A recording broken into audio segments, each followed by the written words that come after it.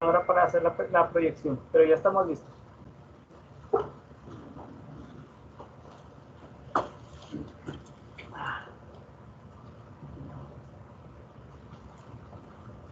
Aquí. Muy buenos días. Vamos a iniciar la clase en esta ocasión.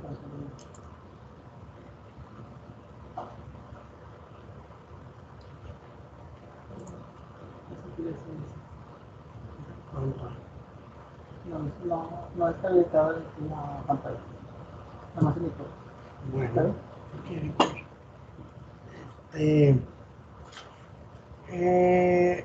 yo soy el doctor Miguel Mariano Escobedo Villarreal, coordinador del programa de trasplantes del Hospital Universitario.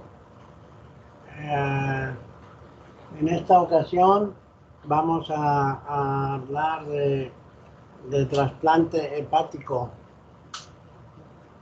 El trasplante hepático es un procedimiento bastante elaborado. Este procedimiento, a ver, Rubén.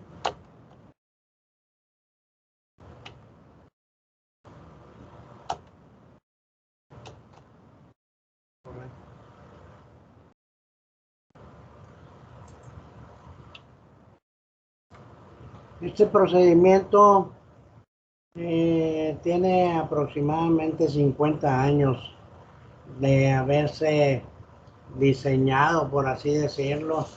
El doctor Thomas Starzl es el padre del trasplante hepático, junto con otros investigadores como el doctor Sir Royal Calne en la Universidad de Cambridge, el doctor Cannon en Estados Unidos, pero él fue el pionero más insistente en que el procedimiento se podía llevar a cabo. Fue quien diseñó la técnica del trasplante hepático en perros. El trasplante hepático podemos decir que es ortotópico y heterotópico.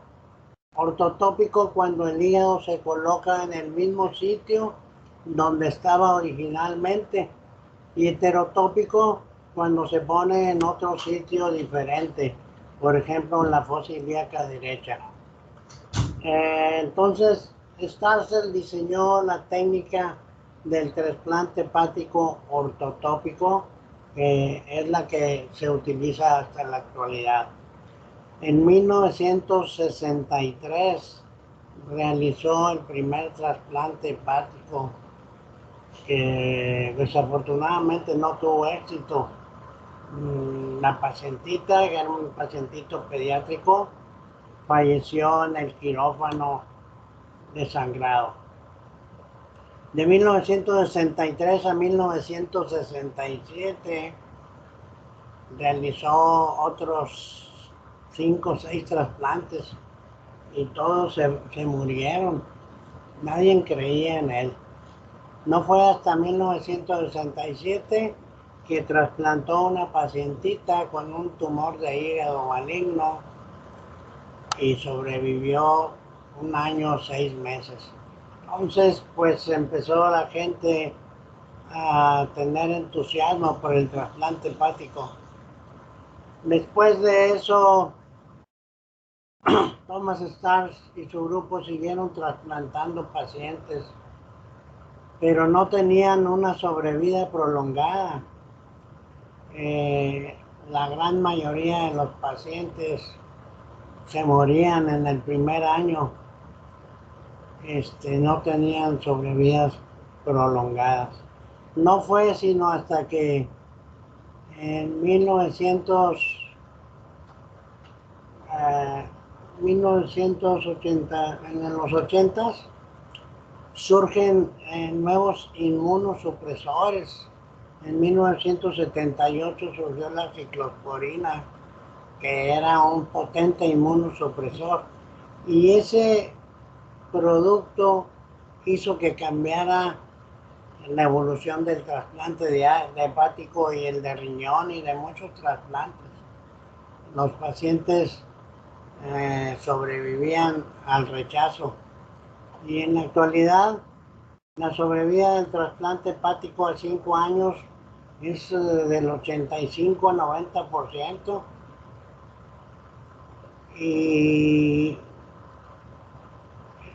perdón, la sobrevida del trasplante hepático a 1 año es del 85 a 90%. A 5 años es como el 70% y a 10 años como el 60%. O sea, pues un paciente que estaba condenado a morir en los siguientes meses, pues ahora tenía un 60% de probabilidades de vivir 10 años. Y muchos otros pacientes viven más años, 15 o 20 años. El paciente que más tiene vivo, o tenía vivo el año pasado, era un paciente que tenía 40 años trasplantado.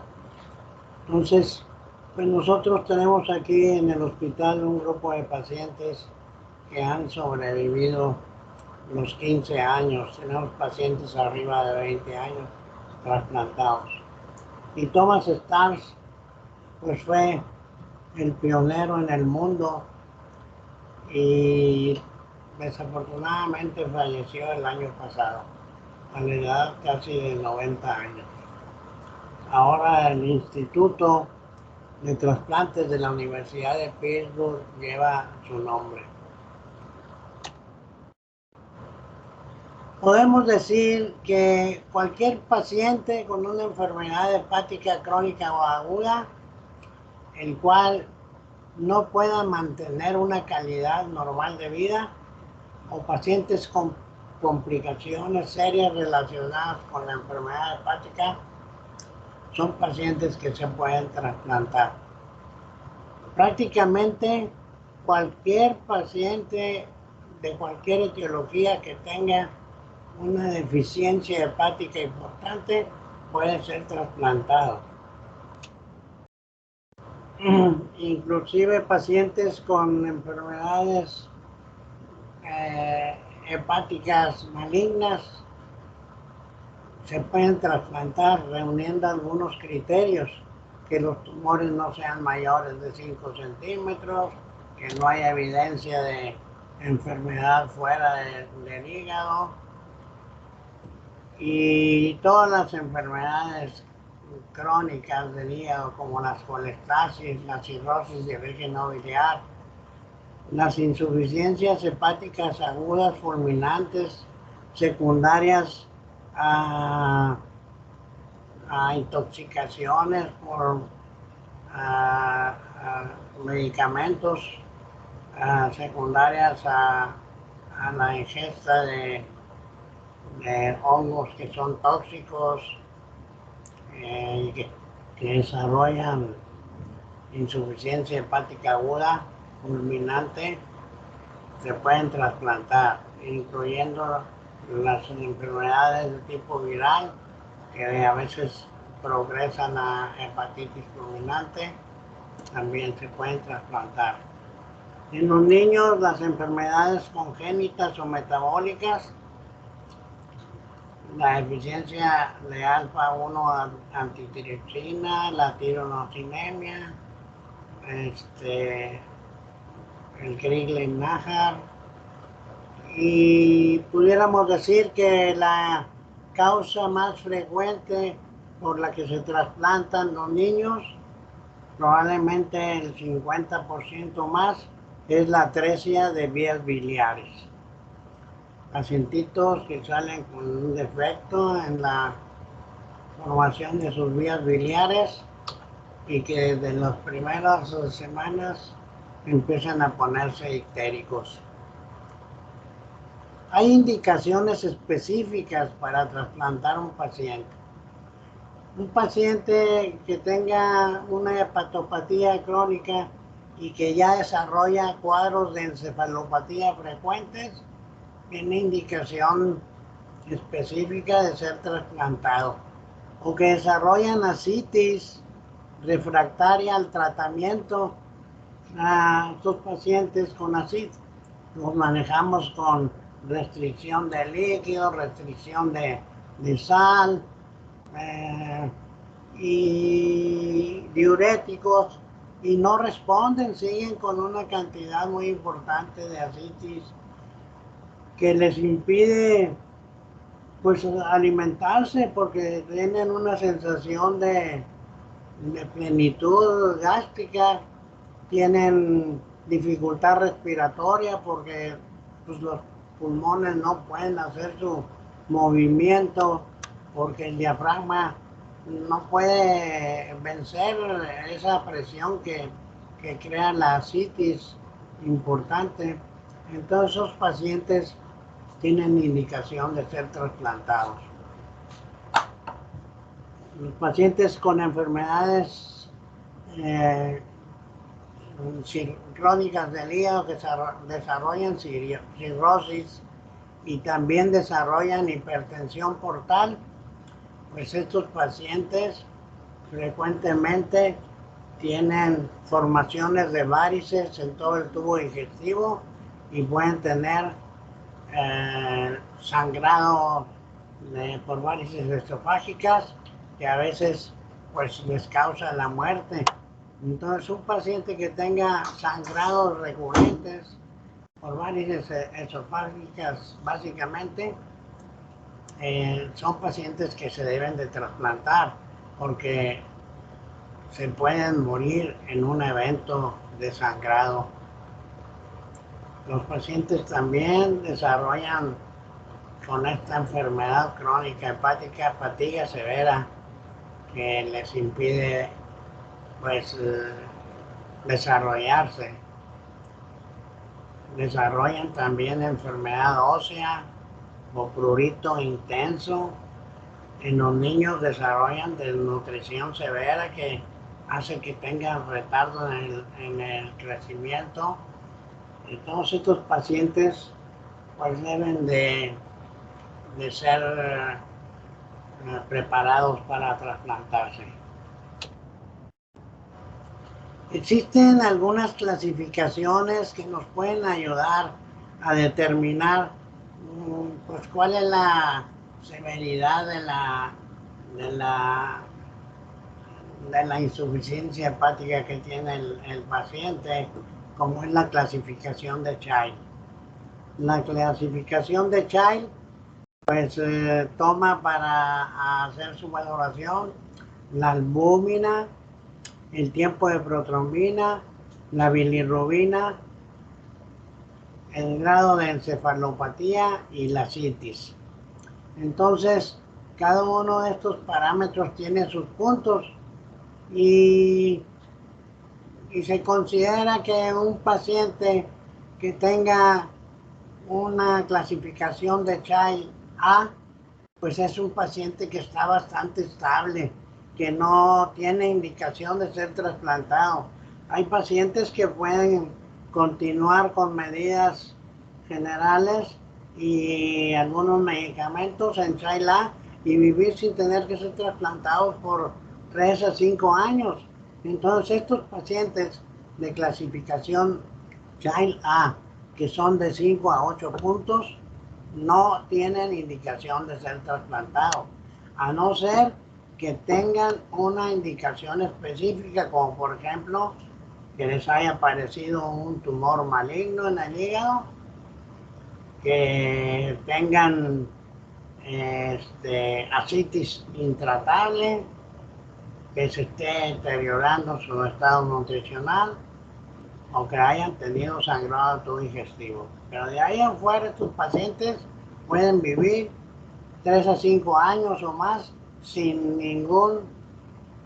trasplante hepático. Los que se deben de iniciar a preparar para trasplantar son los que llegan al Child B, que son de 9 a 11 puntos. El Child B ya es un paciente que debe estar en un programa de trasplantes, porque esa es la etapa en la cual el paciente no se ha deteriorado todavía, su estado general es bueno y entonces pues el pronóstico con el trasplante, la evolución es más favorable. Los pacientes en Child C que completan 12 a 15 puntos, pues son pacientes que ya están muy deteriorados, en muy malas condiciones generales.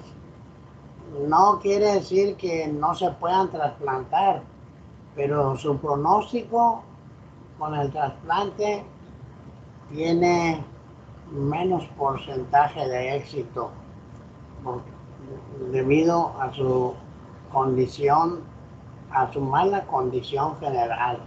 Llegan con asitis muy importante, de nutrición, la albúmina abajo de 2.8. Estos pacientes fácilmente se infectan después del procedimiento quirúrgico. Bueno, son pacientes que no quiere decir que no se pueden trasplantar, sino que los trasplantamos, pero no, su evolución no es tan buena como cuando los trasplantamos en Child B. De otra clasificación que ayuda a valorar pues la mortalidad de estos pacientes a 3 meses, ¿verdad? Que es la de MEL, Model for End Stage Liver Disease. Esta clasificación usa la bilirrubina sérica, la creatinina sérica y el INR. Últimamente salió otra clasificación que le agregan a esta misma de MEL, es el MEL sodio. O sea que también incluyen en los parámetros de evaluación de esta clasificación el sodio. Y cuando el paciente reúne más de 15 puntos, es un paciente que ya debe ser trasplantado. Para los niños hay una clasificación que se llama PEL, que también reúne más o menos lo mismo.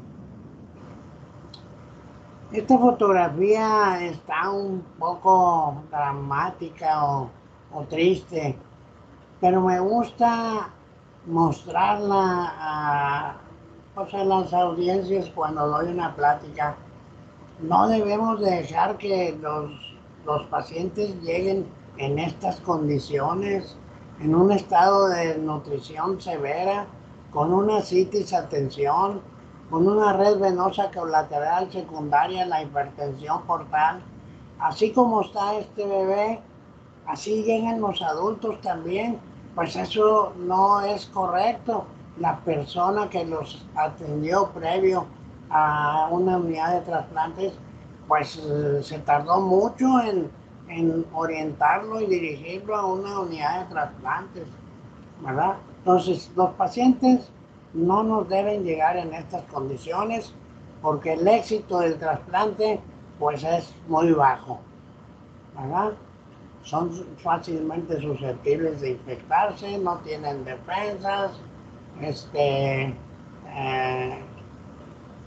esto hace que su sistema de función renal también se deteriore. En el proceso de selección de los candidatos tenemos que hacernos algunas preguntas. ¿Realmente el paciente necesita ser trasplantado? Para eso, pues es la valoración, ¿verdad? Vemos un paciente que está en muy buenas condiciones generales y no reúne los puntos suficientes de la clasificación de Child o de MEL, pues no tenemos por qué trasplantarlo, ¿verdad? Después de valorar si necesita el trasplante hepático, tenemos que saber si es capaz de tolerar el proceso quirúrgico. Este es un proceso quirúrgico de 6, 8, 10, 12 horas y a veces el paciente sangra en forma importante, que debe tener una buena función cardiorrespiratoria para poder tolerar el procedimiento.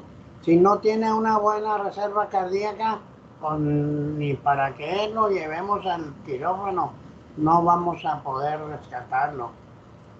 Tenemos que estar pendientes si existe alguna contraindicación para que se trasplante.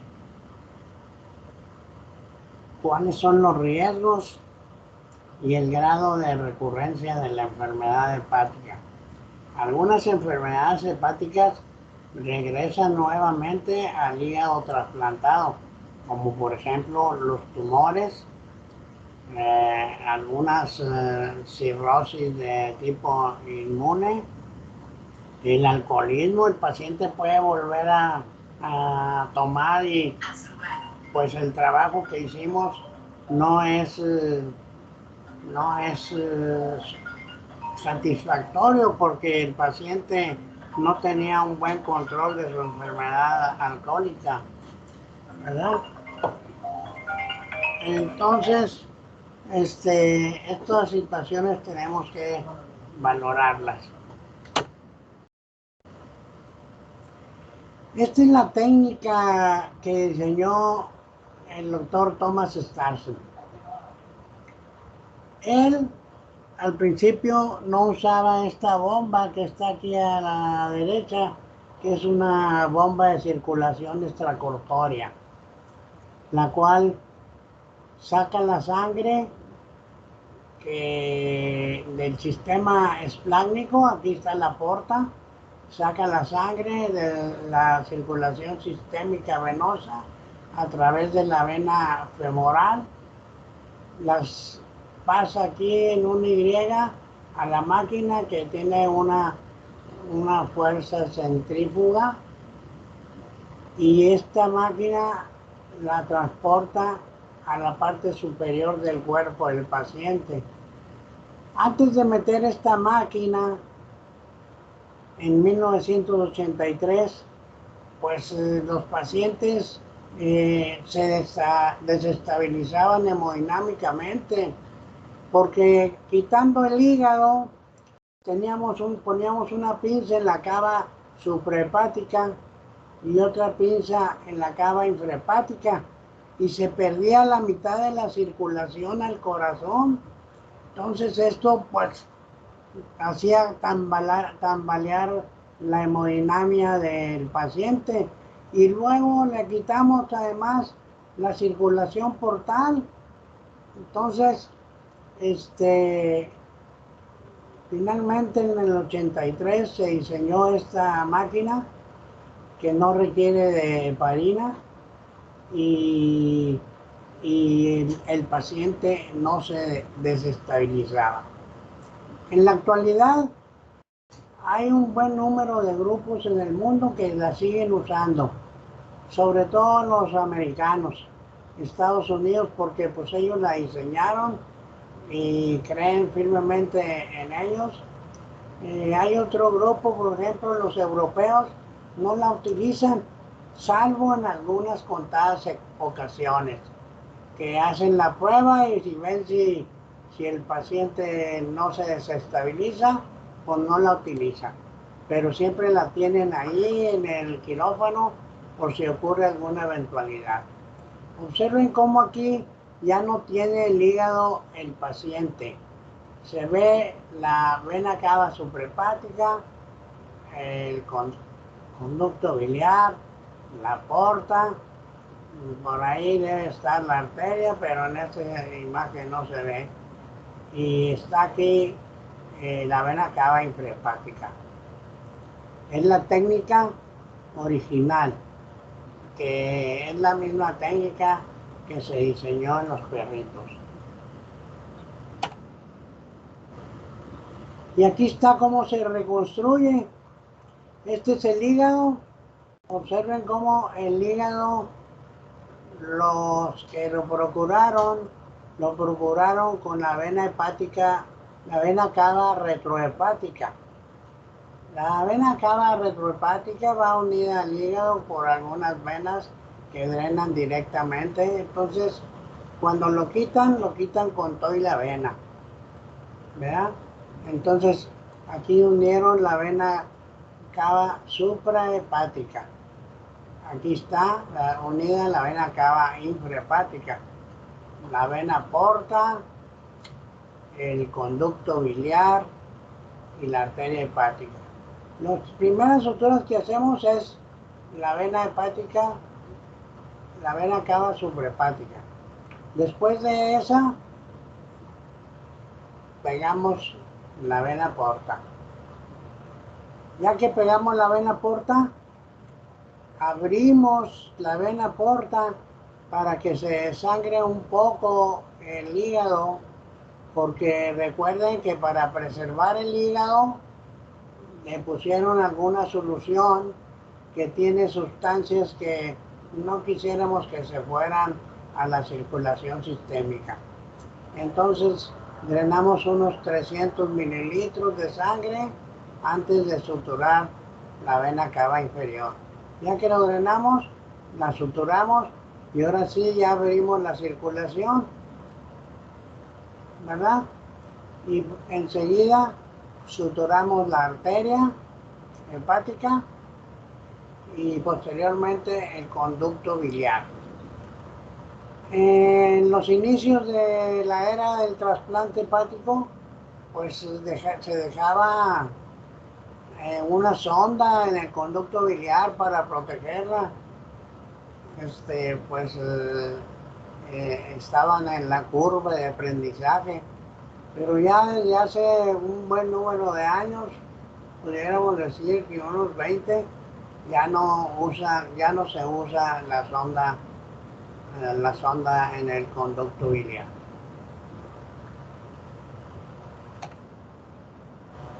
Esta es la otra técnica que surgió después de esa primera que les acabo de mostrar. En la primera que les acabo de mostrar, el hígado se quitó con todo y la cava. O sea, esta parte de aquí, que es la cava retrohepática, se quitó y se pegó un hígado con la vena cava retrohepática. Pero en esta nueva técnica no quitamos la vena cava retrohepática del receptor. Ahí la dejamos. Observen cómo ligamos las colaterales que vienen directamente del hígado, la vena cava, y se quitó el hígado y se dejó la vena cava retrohepática. Y esto permite que pongamos una pinza en las tres venas que drenan todo el hígado, que es la hepática derecha y la vena hepática media, que casi siempre va unida con la vena hepática izquierda. Entonces lo que hacemos es abrir estas tres venas, quitarle este puente y ya queda una boca muy grande. Esta técnica se llama piggyback. No sé por qué. Piggyback quiere decir como trasero de parte trasera de un marranito o cola de marrano, pero no sé por qué le llaman piggyback. Y observen cómo está aquí ya pegado. No tuvieron que hacer dos anastomosis de vena cava, nada más una. Aquí cerraron la hepática derecha y se anastomosaron en la izquierda y la media. Y la otra parte de la cava, pues nada más la ligamos, pues no la tenemos que pegar a ningún lado. Lo pegamos aquí la arteria, la porta y el conducto biliar. No está ejemplificado aquí, pero el conducto biliar se pega término terminal si el conducto biliar no está enfermo, porque por ejemplo en la colangitis esclerosante o en la cirrosis biliar primaria puede estar enfermo y no es adecuado para pegarse término terminal, y entonces se hace una anastomosis de la vía biliar al intestino. La cirugía del trasplante hepático siguió evolucionando en forma importante, y allá por los 90 un grupo de Brasil, el doctor Raya en Brasil, pues dijo que pues, si el hígado tiene segmentos. ¿Por qué no le ponemos un segmento a un bebito? Todos los segmentos tienen la triada. Tienen vena porta, tienen arteria hepática y tienen conducto biliar y tienen un drenaje venoso de salida. Entonces, pues él trasplantó 2 pacientes que desafortunadamente no les fue muy bien de un segmento. Después el doctor Broich, por esas mismas fechas, en Chicago, realizó 20 trasplantes de donador vivo y les quitó los segmentos para los niños, para un adulto el lóbulo derecho o también para un adulto el lóbulo izquierdo. Recuerden que el hígado está dividido en segmentos, tiene 8, el lóbulo izquierdo tiene 4 y el lóbulo derecho tiene 4, ¿verdad? Entonces, cuando se trasplanta un niño de donador vivo, se utiliza habitualmente el segmento lateral, que son el 2 y el 3. Y cuando es más grandecito, pues se utilizan los 4 o cuando menos 3, el 2, 3 y el 4. Este está pegado a la cava, pero no es necesario que tenga que venirse con el injerto del lóbulo izquierdo. Esta técnica fue perfeccionada por los japoneses o los asiáticos y son los que en el mundo tienen más trasplantes de donador vivo relacionado, porque pues ellos no tienen la facilidad de pacientes en muerte encefálica. Ellos no han autorizado que el paciente está muerto cuando se muere el cerebro. Entonces, pues hacen trasplantes de donador vivo. Para un niño chiquito, el segmento 2 y el 3. Aquí está, observen cómo tiene su vena porta, su arteria, su vena de drenaje y la vía biliar. Entonces, se anastomosa pues la vena de drenaje, que es la hepática izquierda, directamente se puede anastomosar a la cava. El conducto biliar se anastomosa a una asa de intestino en Y de Ron y se anastomosa la porta y la arteria.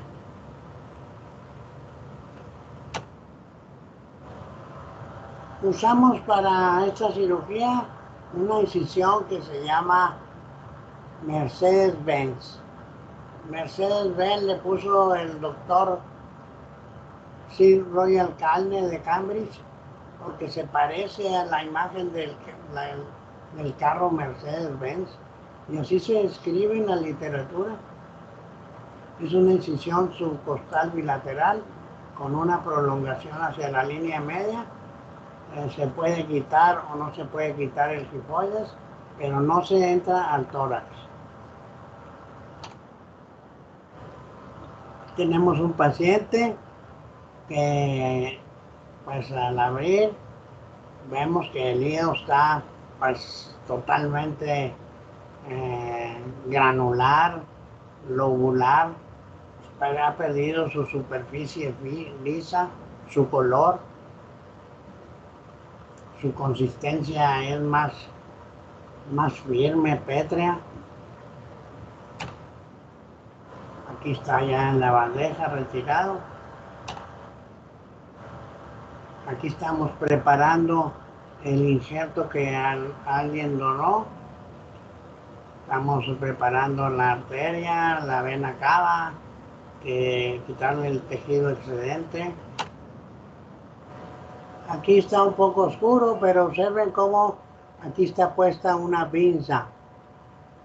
Esta pinza está puesta sobre la vena cava donde están las 3 venas hepáticas, la derecha, la media y la izquierda.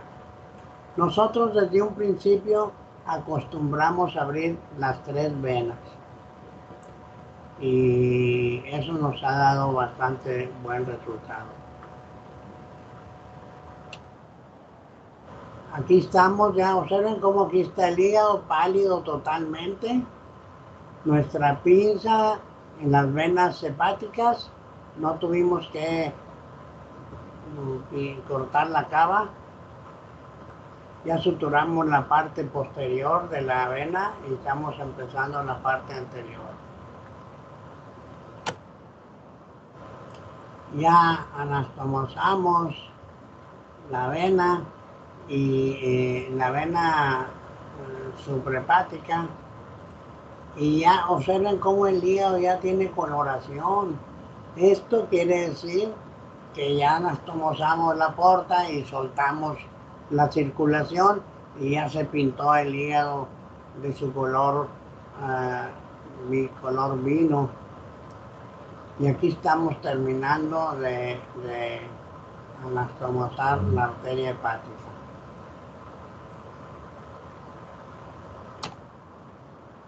Y aquí está cómo ya tomó todo su color, su consistencia, sus bordes, todo muy bonito. Así es como nos gusta que quede. Y pues así acabamos, ¿verdad? Le ponemos 2 tubos de drenaje, la sonda en test, son los primeros que hicimos, pero pues con la técnica que habíamos aprendido con el doctor Starser, pues se usaba todavía la sonda en T en el conducto biliar. Este es un pacientito que está previo a la cirugía en su cama. Observen, pues está desnutrido. Es un padre que era muy padre. Tiene una gran cantidad. Probablemente le obtuvimos 30 litros de ascitis en la cirugía. Aquí está, un año después, cuando cumplió un año, lo invitamos a darnos un testimonio a un grupo de pacientes, y aquí está dando su testimonio. Pues muy contento. Desafortunadamente no tuvo una sobrevida prolongada, tuvo insuficiencia renal a los 5 años, no la superó y falleció probablemente en los 5 años. Era originario de Tampico, nos invitó a comer camarones y fuimos casi todo el grupo a Tampico.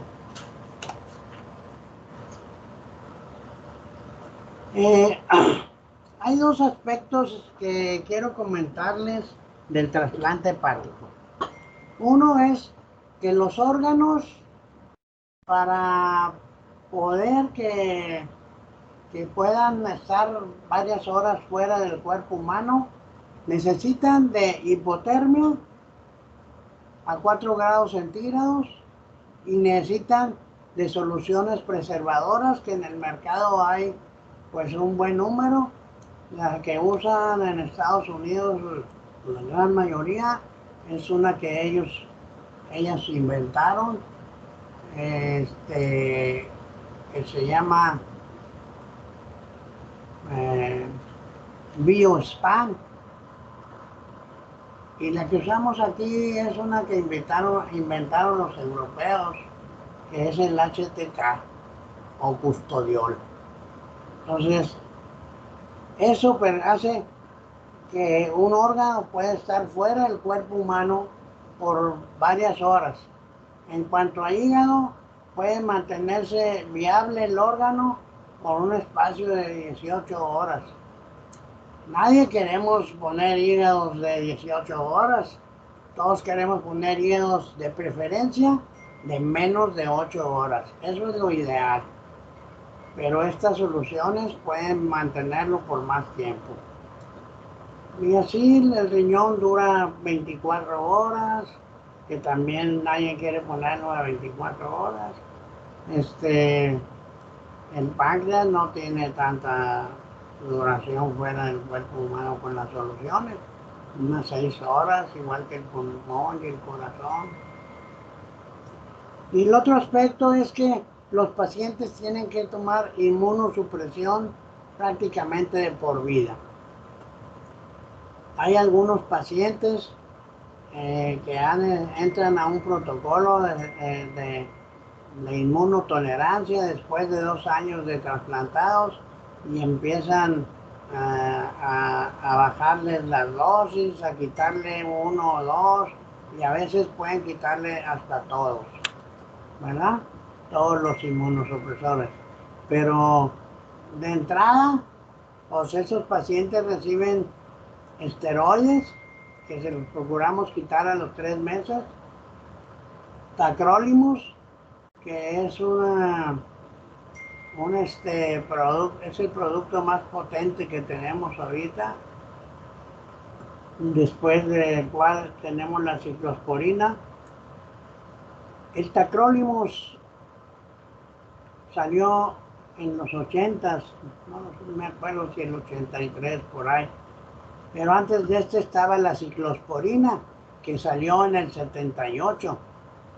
Entonces, la ciclosporina tiene también un efecto inmunosupresor importante, pero casi la gran mayoría de los grupos en el mundo usan tacrolimus. Y el micofenolato, que es también un inmunosupresor.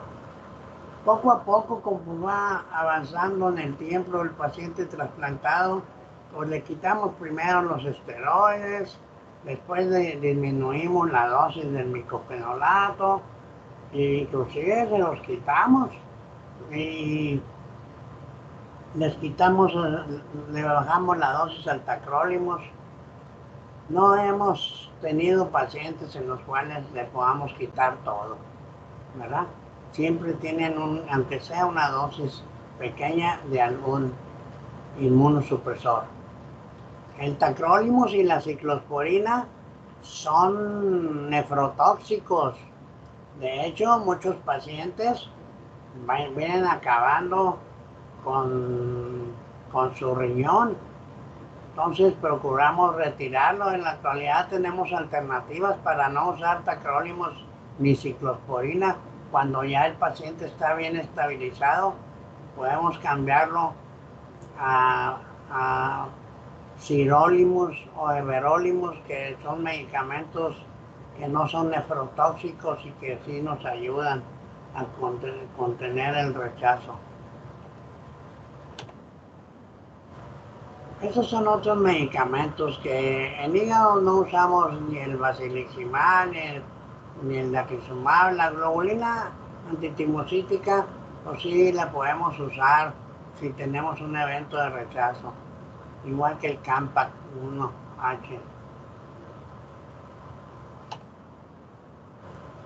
Después de trasplantado, pues el paciente amanece con las transaminasas arriba de 1000, 2000, 3000, y luego conforme pasan los días, pues van bajando. Esto ya nos hace sentirnos un poquito aliviados, porque no sabemos qué va a pasar si se necrosó el hígado completo, ¿verdad? También podemos tener daño por preservación, donde pues se elevan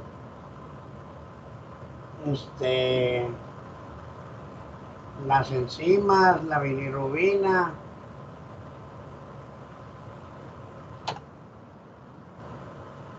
¿Verdad? Aquí tenemos pues un paciente que tenía elevados los parámetros de bilirrubina y le hicimos una biopsia hepática.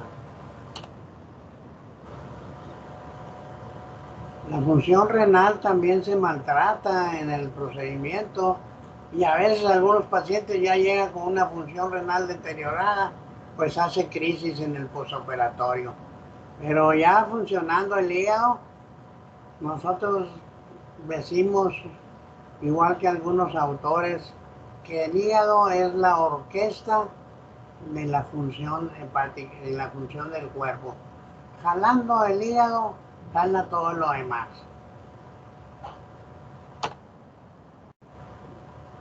Aquí está la albúmina. Salen de la cirugía con una cantidad baja de albúmina, pero poco a poco, conforme va teniendo más días de posoperatorio, va elevándose el nivel de albúmina.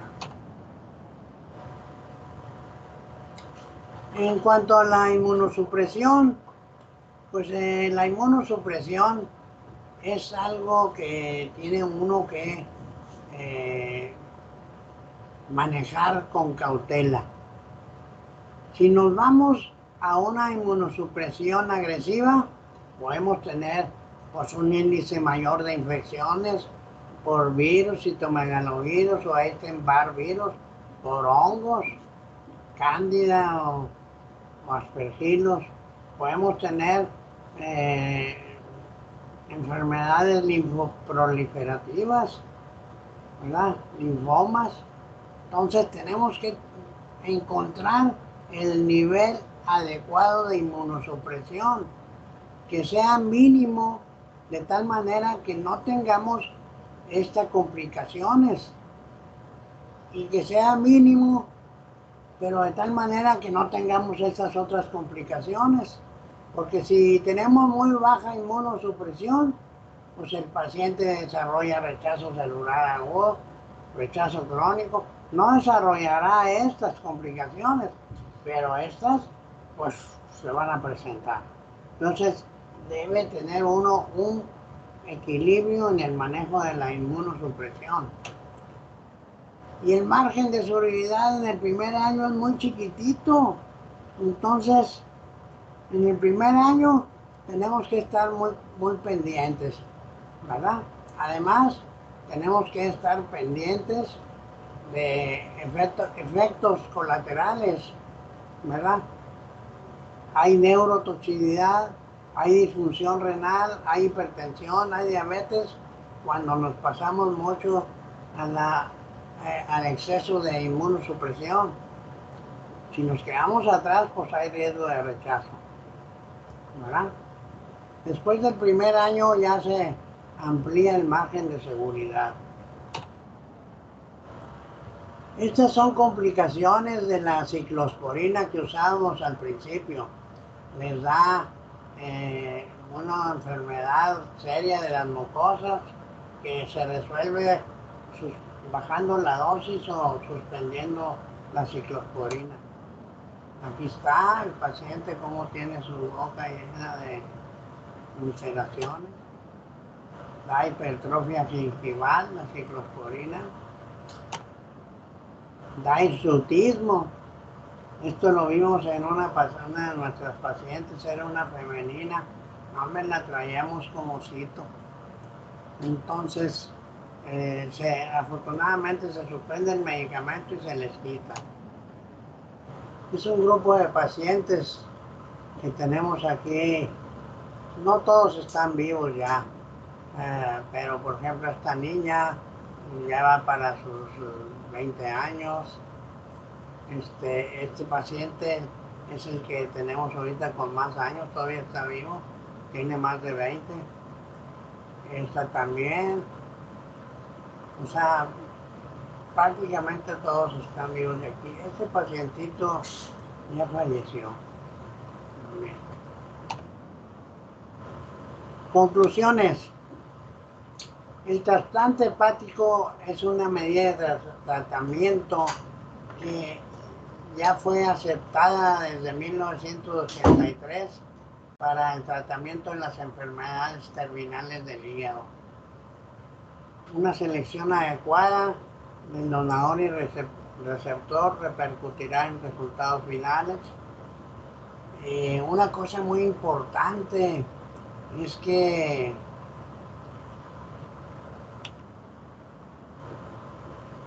este procedimiento no es un procedimiento de uno solo. Yo cuando llegué aquí con la técnica y con pues las bases para hacer el procedimiento, pues yo no lo hubiera podido hacer solo si no tengo un equipo de cirujanos, anestesiólogos, enfermeras que trabajan aquí en el departamento preparando a los pacientes, o enfermeros o médicos que trabajan procurando los órganos. Entonces es un trabajo de mucha gente. Afortunadamente nos hemos llevado a través del tiempo más o menos en armonía y hemos podido trasplantar un buen número de pacientes. El promedio de estancia hospitalaria es de 2 semanas. El promedio de transfusión sanguínea, pues en un principio consumíamos mucha sangre. El primer paciente que se fue caminando de aquí del hospital en 1992 consumió 120 paquetes de productos de la sangre, entre paquetes globulares, plasma, plaquetas,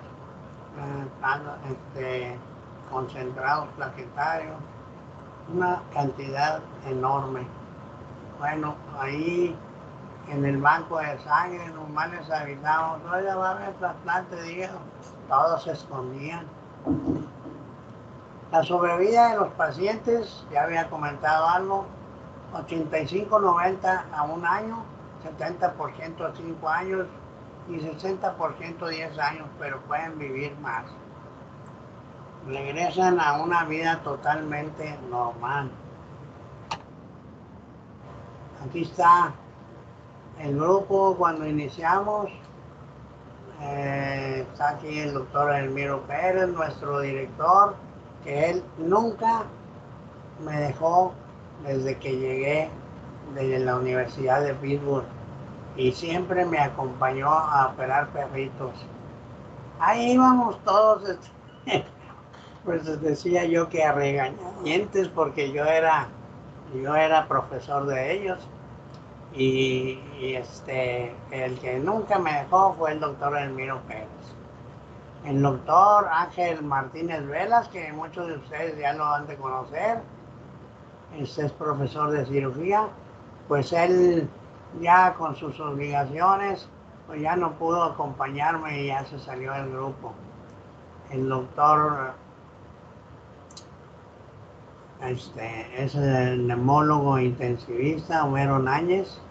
Él ya también se salió del grupo, pero él estuvo pues prácticamente hasta hace unos 5 o 6 años. Ya nos apoya otro neumólogo. El doctor Juan Pablo Maldonado ya se salió. Enfermera Irmita Diocio, que es excelente enfermera procuradora, que ahora está en el CEPREP, preparando pacientes de pulmón. La doctora Linda, que también empezó conmigo el programa. La señorita licenciada Teresa Martínez, que es nuestra coordinadora de preparar los pacientes. Y Lucy ya no está con nosotros, era procuradora. El doctor Dionisio Palacios, que ha estado toda la trayectoria de los trasplantes, es el jefe de anestesias ahorita. El doctor Ángel Briceño, que todavía está con nosotros, junto con el doctor Zapata, y ellos pues nos ayudan en la procuración, en trasplantes de riñón, a veces de hígado. El doctor Zapata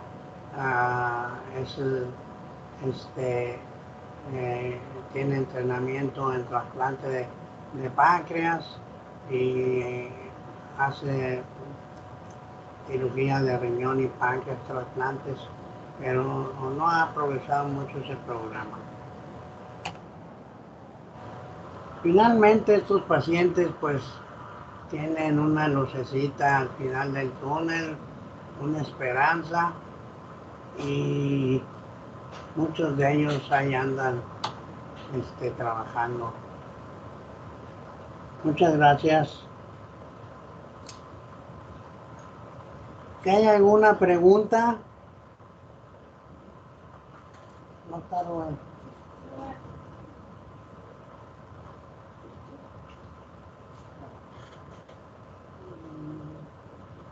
Pero quiero que quieren preguntar algo.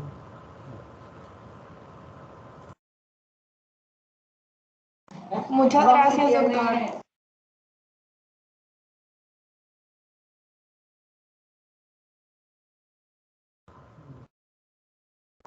¿Tienen alguna pregunta? No, doctor, muchas gracias. Todo bien, doctor. Bueno, espero que